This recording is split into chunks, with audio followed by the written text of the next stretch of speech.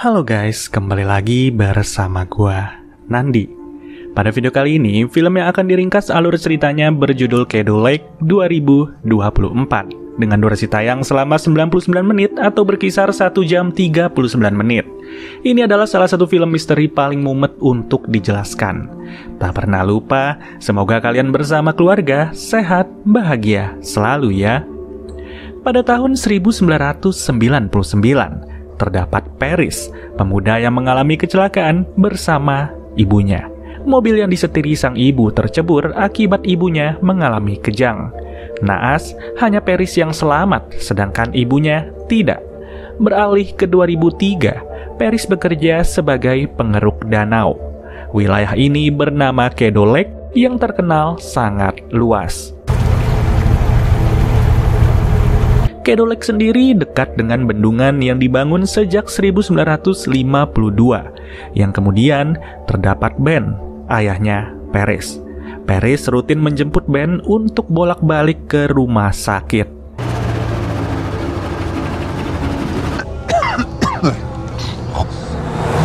Paris turut memiliki kekasih bernama Celeste, wanita yang begitu ia cintai dan cintai setiap harinya.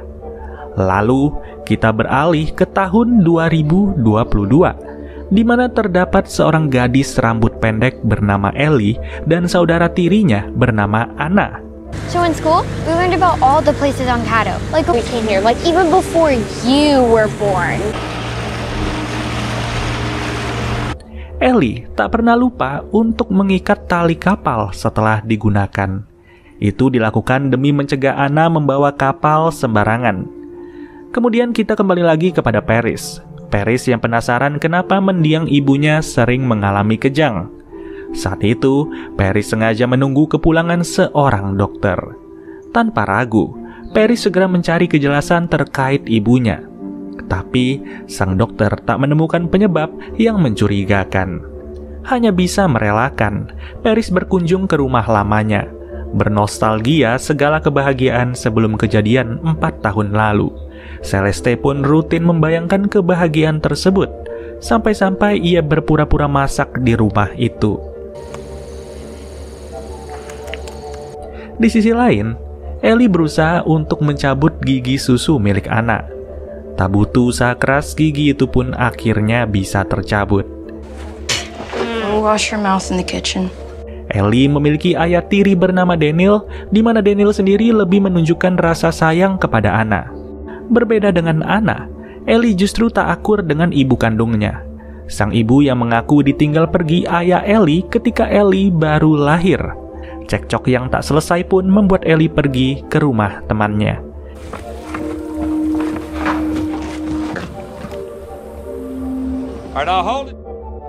Ellie memutuskan untuk menginap 1 malam di rumah teman, curhat tentang keberadaannya yang tak disayangi. Dan ketika pagi, Ellie kembali pulang. Namun tiba-tiba saja, seorang tetangga berteriak memanggil nama Anna berulang kali. Dari situ Ellie penasaran apa yang terjadi. Ternyata Anna tidak ditemukan keberadaannya. Pergi secara diam-diam menggunakan perahu dayung. Di lain kejadian, Paris terlihat sedang bekerja, mencabut pipa-pipa berkarat yang tak lagi terpakai. Setelah diikuti arah pipa itu, terlihat sebuah pompa dongkrak yang tak lagi aktif. Dan tiba-tiba, tangan Paris mengalami kejang. Kejang yang terasa kencang seolah ditarik oleh magnet.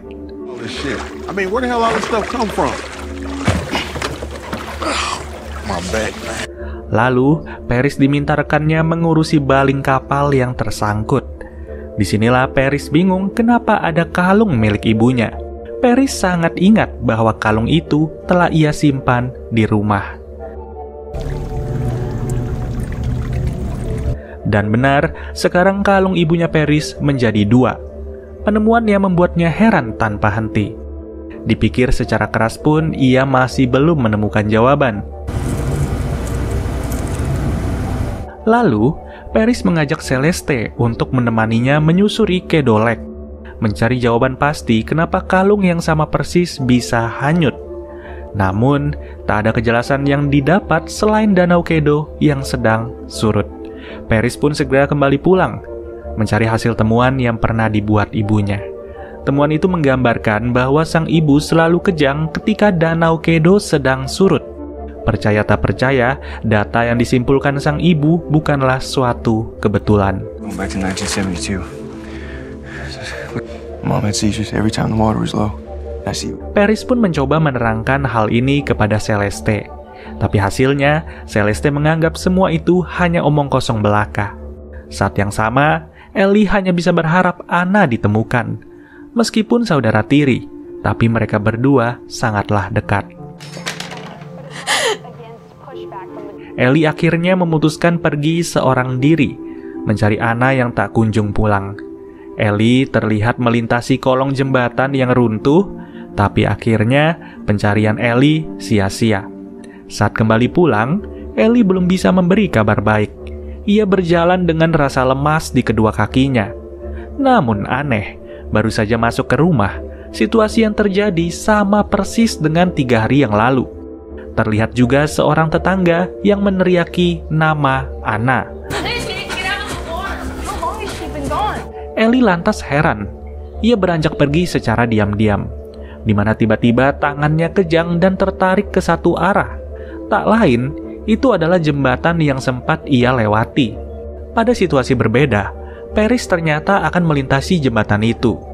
Tapi di tahun 2005, jembatan itu belumlah runtuh. Siapa sangka, dalam film ini ada 2 rentang waktu yang terjadi bersamaan. Tapi yang jelas kolong jembatan itu telah dilewati. Begitu juga dengan Paris yang terlihat melintas. Sontak, mereka semakin merapat ke pepohonan, di mana kondisi air tak memungkinkan untuk jalannya kapal. Akhirnya, mereka berdua turun. Yang bersamaan, perpindahan waktu terjadi dalam sekejap. Baik Paris maupun Ellie, di mana saat itu, Ellie langsung melihat Anna. Begitu juga dengan Paris yang melihat anak perempuan. Namun Anna di waktu Ellie terlihat sehat, sedangkan Anna di waktu Paris terlihat terluka.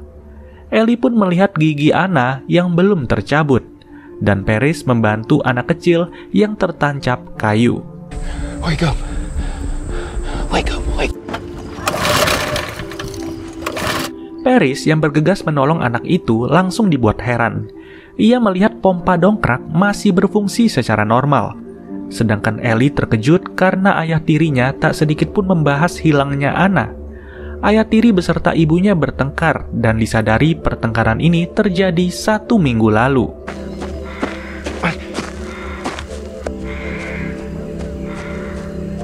Paris tak sengaja melihat mobil tua pada zamannya, di mana ia segera menyerahkan anak itu kepada para pekerja.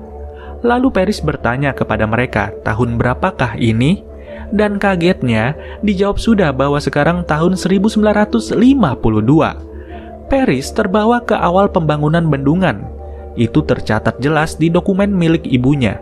Dari situ Paris semakin yakin bahwa setiap surut danau ini memiliki daya untuk membuka ruang perpindahan waktu. Di lain situasi, Ellie memutuskan pergi dengan perahu dayung yang terus ia bawa menelusuri Danau Kedo. Ellie melewati kolong jembatan yang sama dan saat menepi, percaya tak percaya, perpindahan waktu kembali terjadi. Hal ini dirasakan oleh Ellie. Pada sudut pandang Paris ternyata melakukan hal serupa. Berniat melintasi waktu untuk kembali, tapi justru ia terbawa ke tahun 2022. Para polisi sedang patroli saat itu, yang ujungnya Paris dicurigai dan ditangkap. Sedangkan Ellie justru terbawa ke tahun 2005.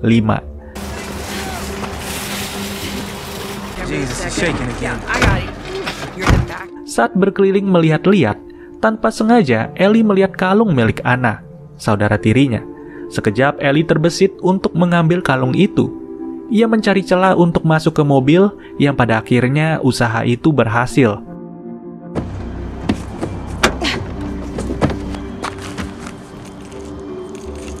Wanita pemilik mobil sadar atas tindakan Ellie, berkata bahwa itu adalah kalung milik ibu kekasihnya yang bernama Anna. Tak salah lagi, kekasih yang dimaksud adalah Paris, dan Paris dinyatakan hilang tahun 2003. Hal ini juga menjawab bahwa wanita yang dihadapi Ellie saat ini adalah ibunya sendiri. sang ibu yang sempat curhat ditinggal oleh ayahnya Ellie ketika Ellie baru lahir. Itu berarti ibu Ellie adalah Celeste, yang tentunya ayah Ellie adalah Paris, dan bayi yang digendong di depan mata Ellie adalah Ellie sendiri ketika bayi.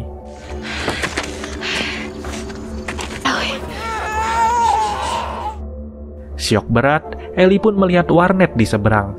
Ia bergegas masuk untuk mencari tahu lebih dalam. Satu-satunya nama yang ia cari adalah Anna.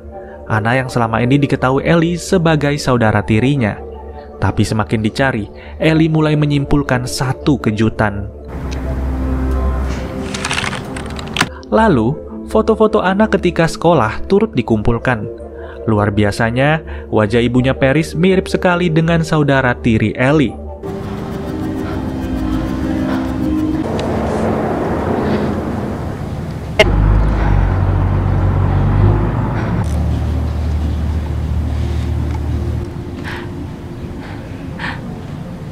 Pada akhirnya, terlihat Anna yang menikah dengan Ben, ayahnya Paris. Ellie tak ragu lagi untuk menyimpulkan saudara tirinya adalah neneknya.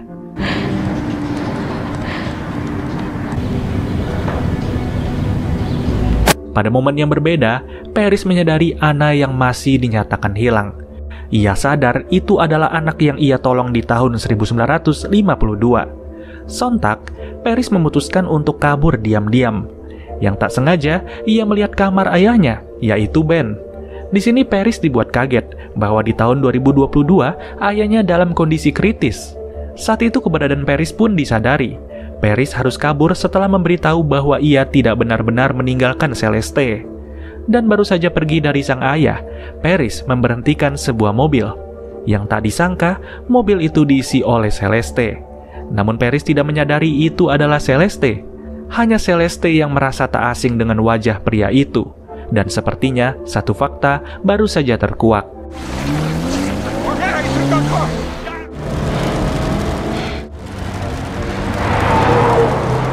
Paris langsung beranjak ke Kedolek. Tak mau berlama-lama, Paris harus berpindah waktu dari 2022. Ia pun terjun dari atas ke bawah, yang sialnya tiba-tiba saja sebentar lagi bendungan akan dibuka, mengartikan volume air akan meningkat drastis. Akibatnya, Paris harus tewas tenggelam. Tak bisa bertahan dengan dahsyatnya terjangan air. Di sisi lain, Ellie yang sudah mengetahui fakta berniat kembali. Dari situlah tiba-tiba danau yang surut mendadak menjadi pasang. Menandakan apa yang terjadi kepada Paris benar-benar menumpahi seisi Danau Kedo, yang ujungnya tumpahan air turut melintasi ruang dan waktu. Dan ketika itu juga, Ellie kembali lagi. Dan tiba-tiba ia melihat Daniel. Daniel yang mengaku mencari Ellie sejak 3 hari yang lalu. Tanpa basa-basi, akhirnya Ellie mengaku sayang kepada Daniel. Sayang karena Daniel tidak benar-benar ayah tirinya Ellie. Karena di waktu yang sekarang berjalan, Daniel adalah ayah kandungnya Anna, sekaligus menandakan bahwa Daniel adalah kakek buyutnya Ellie. Saat pulang, Ellie melihat ibunya, yakni Celeste, yang sedang menonton berita terkait tewasnya pria yang tak bisa diidentifikasi. Namun hanya Celeste dan Ellie yang sadar bahwa itu adalah Paris. Akhirnya Celeste percaya tentang apa yang pernah dikatakan oleh Paris terkait Danau Kedo.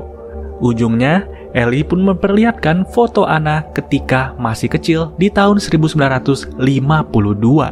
Dan dari situ, Ellie bersama Celeste menyimpulkan baik Paris maupun Anna tidaklah benar-benar hilang. Oke guys, biar sedikit ada gambaran, gue mencoba untuk menjelaskan kepada kalian ya, yang sekiranya pasti masih bingung. Emang agak susah untuk menerka film ini karena jujur aja di komputer pun udah bikin beberapa catatan gitu. Dan setelah percobaan sekian banyak, akhirnya gue rasa ini adalah catatan paling mudah untuk dijelaskan. Di film ini ada 4 waktu, 2022, 1952, 2003, dan 2005. Kita mulai dari tahun 2022. Oke. Ada seorang anak perempuan bernama Anna di mana dia hilang. hilang yang gua duga, walaupun tidak dijelaskan di film, itu dia tanpa sengaja masuk ke portal waktu dan nyasar di tahun 1952. Stop sampai sini, kita beralih ke tahun 1952, di mana Anna yang hilang di tahun 2022 ditemukan terluka. Seandainya kita tidak dijelaskan bahwa yang menolong itu adalah Paris, kita berandai-andai bahwa Anna ini sudah ditolong oleh seseorang dan berhasil melanjutkan hidupnya, di mana ia menikah dengan Ben, yang akhirnya mendapatkan Paris dari pernikahan itu. Paris yang tumbuh dewasa kenal dengan Celeste, dan tak lama kenal dengan Celeste, Anna yang berhasil tumbuh besar itu tewas di tahun 1999. Dan setelah Anna tewas, Celeste harus berduka lagi karena ia kehilangan Paris 4 tahun kemudian di tahun 2003. Hilang karena apa? Mengejutkannya, Paris hilang karena ia kembali ke 1952 dan tanpa sengaja melihat anak perempuan yang terluka, akhirnya ditolong oleh Paris. Jadi ini udah satu lingkup paradoks ya, di mana Paris menolong ibunya sendiri yang masih kecil, dan ujungnya ibunya yang ditolong melahirkan Paris. Tapi ada yang lanjut, yaitu kehidupan Celeste. Celeste yang 2 tahun kemudian melahirkan Ellie. Ellie lahir dan Celeste mengaku ia ditinggal oleh ayahnya Ellie di tahun 2003 dan bahkan membesarkan Ellie seorang diri. Karena itulah Celeste akhirnya menikah lagi dengan siapa? Daniel. Daniel yang mempunyai anak bernama Anna. Kebetulan namanya sama. Tapi menariknya, kesimpulan gue, kenapa Anna bisa ada di sini setelah dia mengalami kematian? Ini ada yang namanya fase reinkarnasi. Jadi setelah meninggal di tahun 1999, Anna lahir beberapa tahun setelahnya sebagai anak dari Daniel. Dan tentu dong pernikahan Daniel sama Celeste ini membuat Ellie merasa ini adalah ayah tirinya dan ini adalah saudara tirinya. Akhirnya Ellie harus mencari Anna yang hilang di tahun 2022. Dan Ellie selama pencarian ini, ia akhirnya sadar bahwa di Candle Lake juga ada portal waktu, di mana Ellie terbawa mundur dong. Dan selama pencarian itu, setelah ia mundur terus, akhirnya Ellie terbawa ke tahun 2005, di mana ia menyaksikan sendiri Celeste sedang menggendong Ellie yang masih kecil. Dan dari situ Ellie searching dan menyadari bahwa Anna yang merupakan saudara tirinya dan Anna yang merupakan ibu dari Paris itu adalah orang yang sama. Otomatis Anna adalah saudara tiri sekaligus nenek kandung dari Ellie. Kenapa bisa dikatakan seperti itu? Itu bermula dari adanya 2 kalung. Kalung yang tak bagaimana bisa dibawa sama si Anna dan kalung yang sudah ada dipakai oleh Anna ibunya Paris. Dan itu dilihat di sini ketika si Ellie melihat ada kalung yang tergantung di mobil. Mencoba kembali, Paris justru terbawa ke tahun 2022 dan ia menyadari anak yang hilang, yaitu si Anna. Dan selama ia menyadari inilah, Paris akhirnya menemukan jawaban kenapa ia bisa menemukan kalung yang sama seperti kalung ibunya di Danau Kedo. Dan itu menandakan Paris akhirnya mengetahui bahwa adanya paradoks waktu. Dan selama ia di 2022 ini, keberadaan Paris disadari oleh Celeste dan juga Ellie. Dari apa? Dari berita yang tersiar dan tidak bisa diidentifikasi siapa pria yang diduga menculik atau menghilangkan si Anna. Padahal di sisi lain, Paris tidak menghilangkan si Anna, justru ia menyelamatkan si Anna dan terjadilah kehidupan itu. Lebih kurangnya seperti ini ya. Daniel ini adalah buyutnya si Ellie berarti. Karena Daniel di kehidupan barunya Anna, ini adalah orang tua kandung dari Anna. Yang secara nggak langsung di kehidupan lain, Daniel adalah buyutnya Ellie. Oke.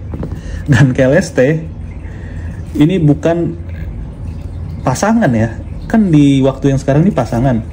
Tapi sejujurnya Daniel ini adalah Celeste punya ibu mertua, punya ayah, jadi manggilnya apa tuh? Terima kasih teman-teman yang telah menonton video ini hingga selesai. Dan buat kalian yang masih penasaran dan ingin mengadakan adu opini atau bertukar pikiran, bisa saja diketik di kolom komentar ya. Siapa tahu ada opini yang paling bisa diterima. Terima kasih guys, dan gue Nandi cabut dulu. Sampai bertemu lagi di video berikutnya. Dadah.